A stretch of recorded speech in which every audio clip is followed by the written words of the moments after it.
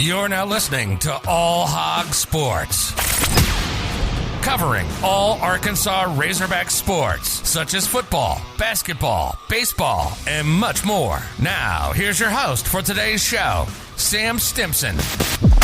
Hogs lost a heartbreaker at Stillwater, 81-77 against Oklahoma State, missing the final shot to win. Connor Vanover shot a wide-open three, and it barely missed off the left side. A lot of people are questioning the decision to let him shoot, or if he should have passed it.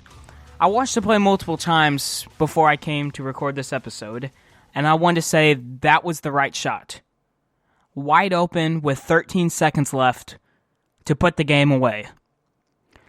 Sure, you could have got it to somebody who has a higher three-point percentage shooting, but you're going to risk turning the ball over, not getting the shot off in time. You're wide open, three, and I know it didn't go in, and it's unfortunate, and I think the people blaming, Vanover for the loss are wrong. If that would have went in, we would all been so excited, and it would have been a completely different story. A lot of people say he played bad, but 5 blocks and a bunch of altered shots? I think he has a lot of potential. I mean, he obviously lost the weight before the season, and that really sucks. And then the whole idea of, he should do everything because he's 7'3". If he was 7'3" and could do everything, he would be like Evan Mobley and be like a top 5 pick. Sure, everyone has holes in their game, but to say that we lost this game because Vanover shot a wide open three and barely missed is just inaccurate. I understand the decision to make that shot, and I'm okay with it, even though it didn't go in, because if it would have went in, it would have been a lot better. And it's not like it was a poor shot selection. Coach Muss said that he's a good shooter, and it's just unfortunate it missed, and I agree with Coach. And the next thing is I don't agree with blaming one person for the loss. I feel like a lot of people go into a game with a mindset of, if we lose, it's this player's fault, and whether that be Vanover, Note, Coach Muss, the refs even. It's a team sport. There's 15 guys on that roster. You can't single-handedly blame one player for the game. It's a team sport, and I just think the idea of saying, the refs sold, this player played bad, so we lost because of them, it's just not right. There's 40 minutes in the game, and if we didn't capitalize, it's a team sport. I just don't agree with blaming one person for a loss. Now the good, bad, and ugly. The good was we created steals and got some turnovers. We got 19, but we should have won the game off of that stat, and we only turned those 19 turnovers to 19 points. When you get as much turnovers as you're supposed to have, you want to capitalize off those, and I don't think we did the best part to be able to do that. The bad was attacking around the rim. We were out-rebounded by 7, and then in the final closing minutes of the game, we missed 2 defensive rebounds, and that kind of made it really hard to come back, and I think it would have been a different story if we got those.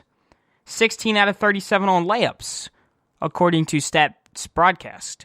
Well, I know this team struggles with layups. It's been that way for a while, but when you have such a poor percentage as that, it makes sense. And then also, you trail for 25 minutes a game. That's the other bad part. Sure, we were leading for 5 and tied it for 10, but if you're trailing for that long in a period, it's unlikely you're going to win the game. You have to start out hot, and we didn't do that. We started out cold. It took us a while to get things going. We got things going in the second half, but then by the time we got things going, Oklahoma State came back, and Cade Cunningham is a fantastic player. He's the projected number 1 overall pick for a reason. His ability to take over that game is hard to defend. There's maybe one or none defenders in NCAA who can really stop somebody like that. He's that talented. And then the ugly was turnovers on our end. 15 turnovers. A lot of players just struggled to move the ball around. I was talking about this on Twitter a little bit, but I feel like one part people really aren't talking about is how well Justin Smith played. 17 points, 9 for 14 off the floor, and the points leader. Rebounding leader as well. 4 offensive rebounds, 3 defensive rebounds. And the assist leader had 4 assists. And sure, you don't want your power forward leading in assists. I get that.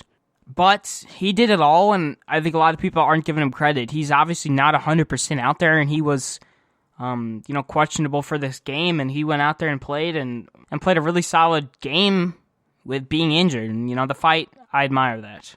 Some other notes about this game, though. Oklahoma State is a really solid team. They've had a lot of top 10 upsets, and it makes sense. This isn't a bad team to lose to, but a win would have been nice here. I think we really do have a shot of getting in the tournament. I expect when bracketologists release their, bracketology, we're going to be somewhere in the bubble, either like last four in or, looking outside, but we still have a good shot. I don't think this season's over. We have a lot of quarter one games in the future.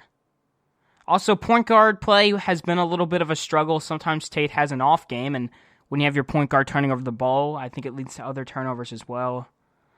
My other thing is going to the free throw line 7 times in a really physical game is questionable. But when you go on the road, you're not going to get as many calls. That's just how it is.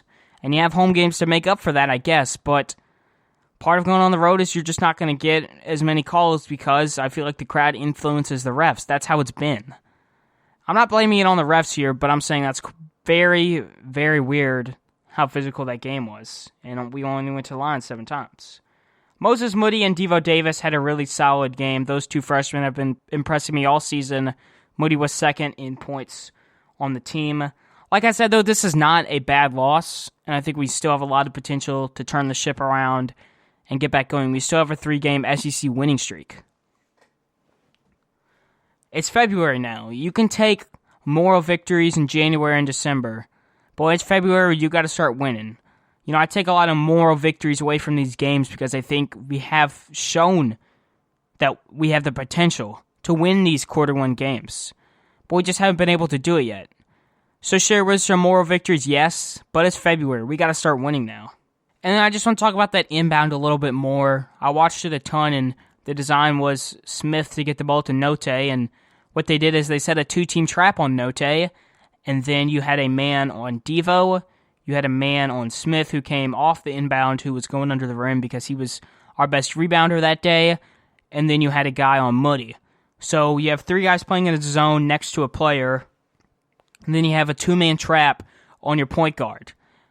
Vanover passed the ball to Note and was wide open. Note did a really good job sneaking a pass through them and was wide open, and it just unfortunately missed. I'm okay with the shot. Now the Hogs look to rebound on Tuesday, February 2nd against Mississippi State at home. This is a Tuesday game now because we're into February, and we had a lot of Wednesday games last month, but now we're going to have those Tuesdays. So Monday, I will preview that game and then recap it on Thursday or Friday, 8 p.m. on SEC Network. Now for the Arkansas side of things, this Razorback team is 13-5, sitting at 5-4 in conference play now. Some things that they've been struggling with that I think are important to fix or at least limit the potential of this hurting the team. Turnovers, this goes along with point guard play. When you have a solid point guard, you're going to turn the ball over less. Being consistent. Sometimes we look like a top 25 team, and then other nights we look like we've never played basketball before. There's a lot of different versions of the Hogs that will show up, and if we get the best version each time, leave it to what that result will be. And then paint play as well. Mississippi State has a pretty good backcourt. We want to be able to play physical in the paint and get layups, get dunks, and get rebounds. We saw that struggle with last year, and we've seen it improve this year, but paint play and consistency go right hand in hand. Some nights we will look like the 2019 to 2020 Arkansas Razorback team that didn't know how to rebound. We were dead last in the SEC in rebounds. And then other nights we look like the best team in the SEC at rebounding, which statistically we are right now. So you want to have that second option show up. We've been doing pretty good at hitting free throws. Sure, we haven't been going to the line as much on the road, but we're at home, so you always get a couple calls that'll favor you. Creating turnovers and getting steals has been good, but we have to capitalize and turn those onto points on the board. The offense has been pretty good, even though the defense have been lackluster. Second in the SEC and scoring per game is definitely a number that you want to keep up, but you still want to play with that same intensity on defense. Now, the starting 5 last game is exactly what I think we're going to do this game. Guard Moses Moody, 16.6 points per game. I talk about him being a volume shooter. I don't think we need to play hero ball necessarily, but I'd like to see him get more involved in the offense and let the offense run through him more and get more touches. Him not getting as many touches, I think, is a result of other teams guarding him really well. Last year we had Isaiah Joe and Mason Jones, and Jones went off in a lot of games because they were guarding Joe really tight. And, vice versa as well.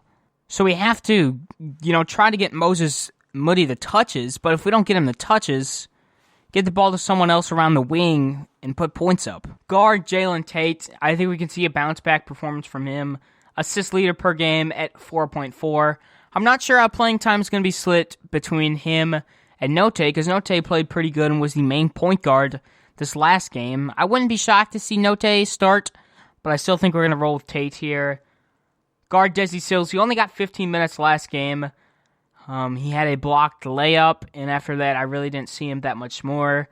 I think if we find his groove and he can start nailing his layups, which he did against Auburn, and he's done the last few games, the team will play a lot better. Like I say, every single time he plays good, I feel like the team does the same thing. Forward Connor Vanover, he has back-to-back 5-block games. Forward Justin Smith, he's the rebounding leader. He did it all last game. I expect him to make a big performance in this one. Off the bench, you have guard JT Note and then guard Devo Davis. I really like Devo as the sixth man, especially if we can get him to guard one of Mississippi State's better guards. Forward Jalen Williams, I think he's going to come off the bench if he's healthy to play. There's not really a big update on the situation, besides that he had a bad knee bruise from coach, saying that. And then forward, Vance Jackson. Now, Mississippi State is 10-8, 4-5 in conference. And then this is our starting five last game. Guard Iverson Maliner, the points per game leader at 17.6. He's tied with another guy. He's pretty good on defense as well by forcing steals, 1.3 per game there. Tied assist leader at 2.9 as well. He does a lot of things for this team on both sides of the court. This is the guy you want Jalen Tate on. I know Tate really didn't have his best game against Cade Cunningham, but Cade Cunningham is just that good in my opinion. I think Tate will start and match up against Iverson. I think he could definitely limit him to 10 or less. That's going to be a lot easier for the Razorbacks to win this one. Guard Cameron Matthews started last game. He usually starts, but he doesn't get much playing time. Guard DJ Stewart Jr., he is also tied as the points per game leader at 17.6. 19.6 points per game on the road. He plays really well at opposing arenas. I just thought I'd throw that out there. It's a little interesting stat nugget. He will likely play a ton of minutes. I wouldn't be shocked if he's out there for 35 or more. I think you can match him up against Devo Davis as the sixth man, or Sills or Moody. I think both of those guys are pretty good at defending, and I wouldn't mind to see either one cover Stewart. Now, this is where Mississippi State scares me. Their backcourt is tall, physical, and good at rebounding. Forward Abdul Adu at 6.7 rebounds per game, 6'11", really physical defender. The other guy is forward Tolu Smith. He's one of the best rebounders in the SEC. He had double-digit rebounds against Alabama, which is the best team in the SEC. 12.9 points per game as well, a really high field goal percentage. Gets a lot of minutes. 8.6 rebounds per game. He's also 6'10". He's another one of those physical rebounders on this team, and this is what we have to limit. It's got to be Smith here.